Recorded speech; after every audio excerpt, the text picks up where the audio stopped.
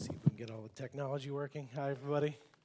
Thanks for having me today, and I want to especially thank Nancy and Ruth and Denny for having us. I don't know Denny where he went, but really special event and an opportunity to participate is very exciting. I'm glad to be here. So I want to share with you just a little bit of sort of my background. You know, as long as I can remember, I've been passionate about the things we make, the things we design, and how it impacts how we work, live, and play. And, you know, I grew up, my father was a pioneer in the area of human factors engineering, which is sort of a field where we look at the cognitive and perceptual and physical capabilities and limitations of people, and then to understand how that changes systems design. So he taught me a lot about how to be observant and how to ask hard questions and how to get insights that can answer those questions. And so I feel very fortunate that I had that opportunity, but it shaped my childhood a little bit too. So, you know, while my friends were making baking soda volcanoes for science fairs, I was looking at like contrast, character height, legibility, and reading errors, you know. So it was a little bit of a twisted childhood at times, but it really did shape the way I thought about in my passion for understanding people for design. Shortly after I finished college, I went to Hewlett-Packard. I spent most of my time at Hewlett-Packard studying the intuitiveness and usability of new hardware and software designs. And, you know, it struck me that while we were looking at the intuitive and usability of these designs, we really didn't understand what problem we were solving. We were building technology for technology's sake. And we didn't clearly understand the opportunity, the problem we were solving. We were sort of searching for a way to apply this sort of new technology in a lot of cases. So that sort of launched me in this direction that included this passion for understanding people, but really looking at human experiences and aspirations and how those understanding those human experiences and aspirations can translate into design for people. And that led to sort of where I am today, where we're looking at those experiences and aspirations for big D design, or big I, as David would say, innovation across packaging and product and retail experiences and branding and process and everywhere where we come together to solve a problem. We call that design. And what does that mean from an experiential standpoint? And so I want to talk a little bit about that today.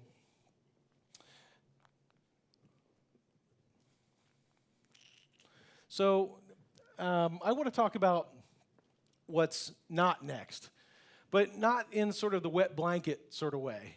You know what I mean? I'm not trying to throw a wet blanket on anything, but what I want to talk about today is, and explore together, is how do we think about designing with our audience as opposed to just for our audience? How is it that we can begin to truly empathize and understand who it is we're designing for so that our innovative solutions can become better and better and better, and we can move into this what's next area faster.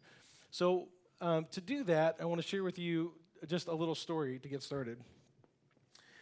My son Liam had tubes put in his ears, and I don't know if any of you have ever done that, but we were in the surgery center, and I decided I'd get a cup of coffee while I was waiting. It was a nervous time for us. But the coffee came in this interesting cup, which was at the time of the sort of poker and marketing craze. Do you guys remember that a few years ago where that was like the hot thing? Well, it had 4 cards around the outside, and it had a draw card underneath so you could see if you had won. So here I was with this steaming hot cup of coffee thinking, how do I know if I've won? So, you know, and I imagine, you know, how many people have poured the coffee in their lap trying to see, or scalded their face trying, you know. So it just sort of made me think about the fact that every design decision we make results in an experience. Every design decision we make. And when I say, I mean that big D, like we talk about a process, a brand, a team meeting, every decision that we make results in an experience. Like it or not, on purpose or by accident, successful or not. So how is it that we can learn more about who we're designing for so that we can make sure that every design decision we make results in a great experience? I thought about how you know, is it possible to screw up a cup? And this is the way you do it. I mean, So, okay, so the first place to start is that ideas are everywhere, right? There's so many good ideas in this room today, and I'm so excited to hear about all the ideas from my fellow speakers. And the challenge, though, is how do we find those relevant ideas? Those ideas that will transform our socio-cultural kind of background, that'll change our human condition, that'll result in revenue and jobs. How do we find those ideas that are really most relevant? First of all, I think we need to start and think about where ideas come from. Ideas come from really the combination of a couple of things. Creativity, we apply our creativity and our intuition. Creativity sort of being our talent, intuition being our ability to empathize, right? We combine those things and out comes ideas. And so this is a process that we all use. We're all capable of great ideas. But really, all those ideas are governed and fundamentally, limited by our frame of reference, okay? So what I mean by that, our frame of reference is the lens through which we see the world. It's an accumulation of all the experiences that we've had, the belief systems that we possess. All of those things form our frame of reference. So when we apply that creativity and intuition against the frame of reference, we can create ideas. But again, can we truly empathize with the diabetic patient? Or can we truly empathize with the somebody who's starving across the world in another place, the mother of 5, the surgeon in China? How is it that we can truly emphasize if our perspective is sort of limited to those experiences and belief systems that we have? So the challenge then is, how do we create this accurate frame of reference such that when we apply our creativity and intuition, we have great outcomes? So I like to say that our creativity and intuition isn't broken. We're all capable of that creativity and that empathy. What we really need is the information to create an accurate or complete frame of reference. And so I want to talk a little bit about that this afternoon. First of all, let's talk about what happens when we don't quite have the correct frame of reference. Now, here's an idea, a great innovation, right? The way it's being used, the idea behind the Segway is that it would change personal transportation. And it didn't at the end of the day, I don't think. But what it did was it revealed an opportunity for that technology in other spaces. So the fact that the Segway came onto the market and was not a huge success for personal transportation, but found niche markets, was almost like a way of conducting research. It was almost a way of informing the future design. And now it's being used for wheelchairs and other kinds of technology. This is the other one that I was thinking about this week as I was preparing for this. Boeing recently was granted this huge contract to look at technology for our Homeland Security, our Border Patrol specifically, and had spent about $1 billion to do this, but it sort of came out that they had never actually talked to any of the Border Patrol guys to find out what they would need in technology. So again, this is sort of an example of $1 billion frame of reference problem. It's not that Boeing doesn't understand technology or can't design technology, right? It's just a matter of really understanding who it is that they're designing for so they know how to get the technology in the right space. So before I leave that, I don't want to, there's been a lot of discussion and sort of a trend lately around maker, right? And being creative and making something. And I think it's so important that we are creating and that we are making things. But it's important for us, too, to use whatever means we can to truly create that frame of reference, to empathize with it, who it is that we're designing for, so that our results are more successful. And the goal here is to channel that creativity into the best outcomes possible, rather than having some sort of hit or miss strategy. So let's talk a little bit about what the frame of reference is all about. So the frame of reference, I really see it as two different things. One side of it is how the world works, our understanding of how the world works, and specifically our end users, our audience. They could be professionals or it could be consumers. And then the other side of it is what that world desires. What do they desire from future experiences? And so that sort of looks like current experience and ideal experience, right? So if we can understand current experiences, what they're like today, the kind of things, the goals that they have, the things that get in the way, the ecosystem of current experiences, and we understand desired experiences or future experiences, and we sort of understand the aspirational who, who these individuals are, what they aspire to, what they desire experiences to be like. If we have those two pieces of the equation, in between those two things is design, right? Maybe another way to think about it is stories of today and stories of tomorrow, right? And design really being the difference between those stories of today and stories of tomorrow. We have the stories of today, we're going to design some new technology and we're going to put it in there and it's going to create a new story. And so that's the story of next. So that's what we're all about today. How do we identify and find that story of next so that when we apply that creativity and intuition, we're more successful? Let's talk a little bit then about how that helps us create empathy and understanding, right? So if we can create empathy and understanding by understanding these stories of today and stories of tomorrow, then we can truly get to next. We can make sure that all our creative energy is headed in the right direction. So there's a lot of ways to get information from our audience, and I want to talk a little bit about a few of those today, and specifically about one in particular, because there's lots of ways to get information from individuals. They're not all equally suited to the question that we have to answer, okay? So our questions, we find questions sort of come in a couple different varieties.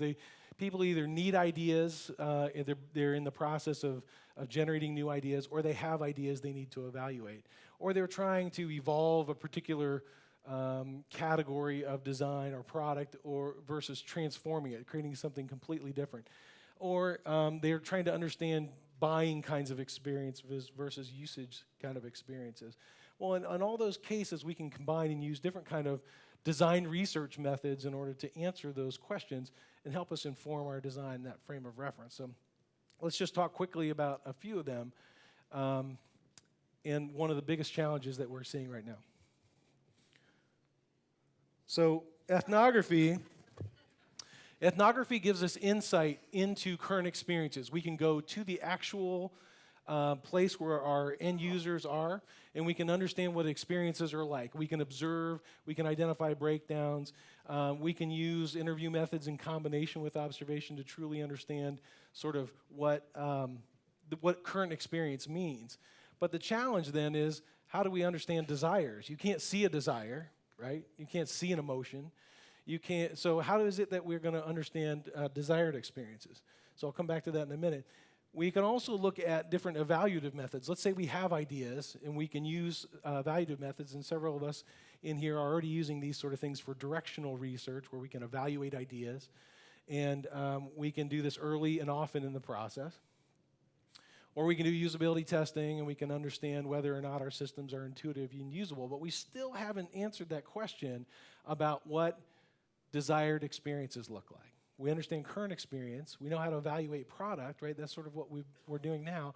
But how is it that we understand desired experiences? And so there's some new techniques that come out of projective psychology, specifically art therapy. And art therapy is used when people are looking for creative ways to express otherwise emotional types of topics. So that has been used for what we call, we use that in what we call participatory design research. And so participatory design research uses a stimulus-based language, words, images, textures, smells, and sounds, and the like, to allow this sort of creative expression of ideals. And you can see a little bit how this is used. This is actually some work that we had done for Samsung to understand what rugged looked like in a phone, for example. So we use these languages to help people express what more ideal situations look like. So when we use it in combination with the current experience, and now we have a better understanding of ideal experience based on this expression. And again, it's not what they make as much as what they say about what they make, okay? So we give them the tools that help them sort of recall, express, and embody what a more desired experience looks like. Okay, so these are just examples of participatory methods. Let me share just a brief example of how this was used in a redesign of a thermostat, a home thermostat. Now, I picked a sort of particularly unsexy product. A home thermostat is not a very exciting thing, but you know, if you go to Home Depot and you look on the shelves, you'll see lots and lots of thermostats. They all look the same. They're all incredibly difficult to use and program. Anybody have difficulty programming their home thermostat? Okay. So the goal here was to understand what home comfort was like. What was home comfort? What home comfort experiences were like today, and what desired experiences look like, and how does that translate into simplicity for a particular product like thermostat? So what we were able to do is use some of these methods to create a frame of reference of current and ideal experience, to look at the specific attributes of a more desired solution, the specific attributes or characteristics of that solution. We begin to call this insight translation when we're moving into what the insights might mean for subsequent design. We can look at the analysis and connectivity between components, and then how that then is expressed in a more desired solution. So there's just a few examples of that. So I didn't want to spend too much time on that, but I wanted to sort of show how these methods, they don't have to be complicated. I think what I showed you there is fairly involved process, but at the end of the day, our frame of reference really informs how we're going to apply that creativity and intuition for ideas, for new ideas. And the way we can get to next, I think, is by flexing our hyper-noticing muscles, right, so to speak, by involving our audience early and often in the design process, and using that information to tell stories of the future. Because, if we have stories of today and we have stories of the future, then we have a much better sense of what kind of things we can do in the innovation and the application of new technologies to succeed in subsequent design. So thanks a lot. I appreciate the opportunity to be here.